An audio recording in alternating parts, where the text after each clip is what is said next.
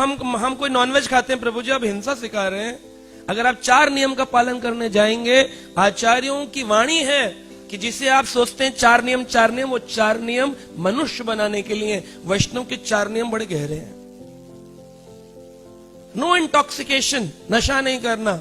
इसका मतलब शराब, चाय, कॉफी ये मनुष्य बनाता है। वैष्णव बनने के लिए मद का, अहंकार का नशा नहीं करना। मैं कीर्तनिया हूं, मैं कथाकार हूं, मैं अध्यक्ष हूं, मैं पुजारी हूं, मैं नहीं हूं। मैं था तो हरि नहीं, हरि है तो मैं। अगर मैं है तो हरि नहीं है। आप रहेंगे लेकिन आप मैं है ना, मैं मेरा, इट्स नॉट गुड। ये वर्णन नहीं, ये इंटॉक्सिकेशन है, मद का नशा, अहंकार। और मद के नशे के कारण हम भगवान की शरण में नहीं जाते। कुंती महारानी ने बोला, जन्म ऐश्वर्य श्रुता श्री भी एदेमान मद पुमान। इंसान में जो मद है ना, वो 4 लोगों को भगवान की शरण में जाने नहीं देता। कौन कौन सी चीजें? जन्म, ऊंचे कुल का जन्म, जन्म ऐश्वर्य, धनवान होना, जन्म ऐश्वर्य। श्रुति, बहुत पढ़ा लिखा व्यक्ति है। श्रुति, श्री भी बहुत सुंदर व्यक्ति है। उसकी सुंदरता, उसका धन, उसका ज्ञान और उसका कुल उसको भगवान की शरण में जाने नहीं देता, क्योंकि उसको नशा किस चीज का है? इसका नशा है, मद का नशा है। तो नो इंटॉक्सिकेशन का क्या मतलब है? अहंकार का नशा नहीं करना। ये होता है। पहले आते थे तो विष्णु भगवान के जो दूत है ना, जय विजय को भी दंडवत करते थे। जितने लोग धोती कुर्ते में देखते सबको दंडवत करते थे। 1 साल गुजरा, लोग बंद हो गए, केवल जय विजय को करने लगे।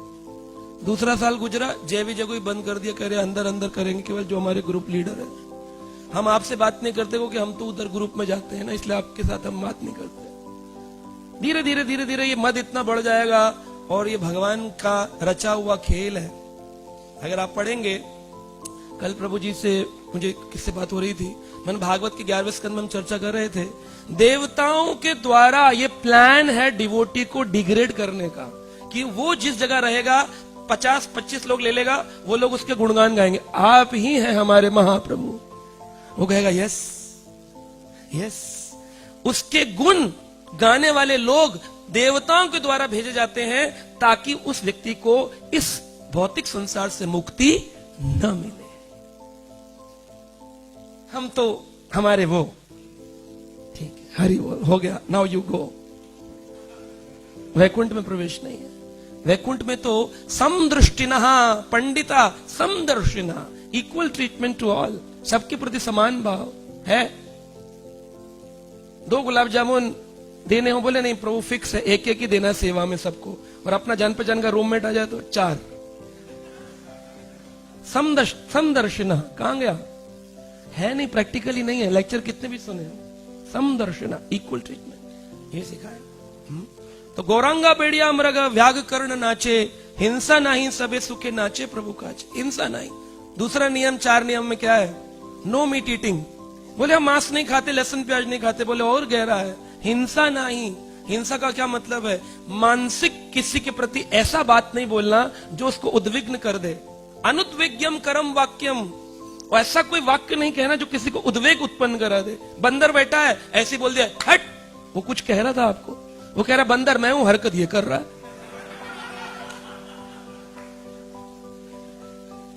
अच्छा खासा चल रहा है रोड पर, कुत्ता जा रहा है, उसको भौ भौ कर रहा है, किसी हम है हट हट क्यों कर रहा है?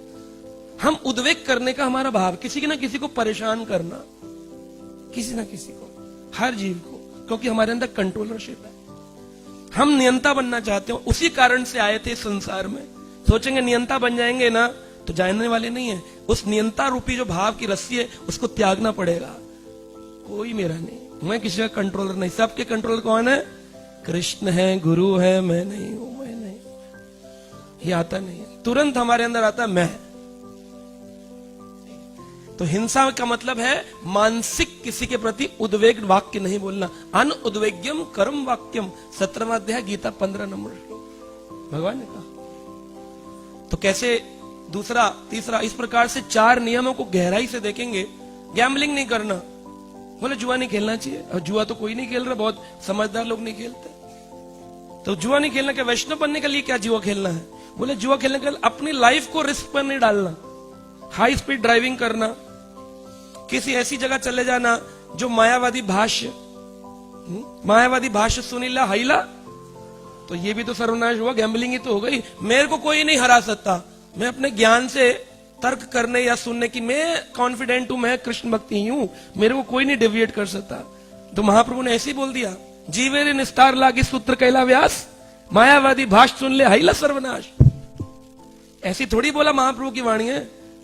आप सुनते रहोगे, लेक्चर सुनने के एंड में पता चलेगा 3 घंटे बाद कि वो निराकारवादी है।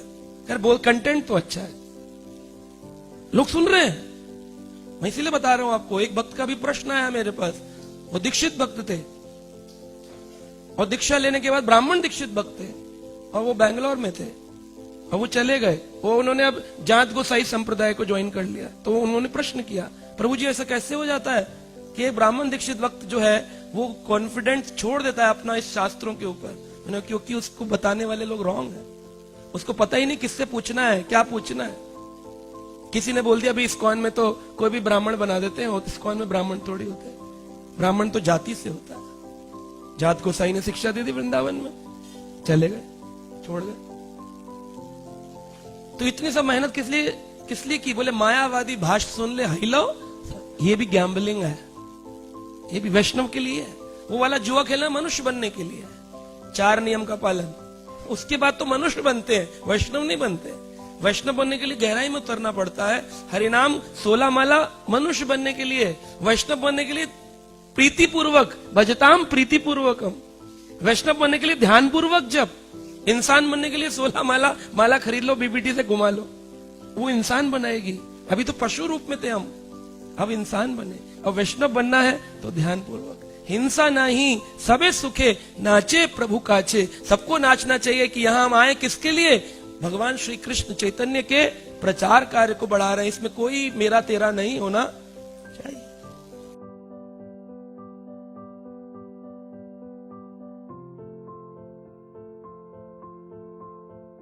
Subscribe now and press the bell icon. Never miss an update.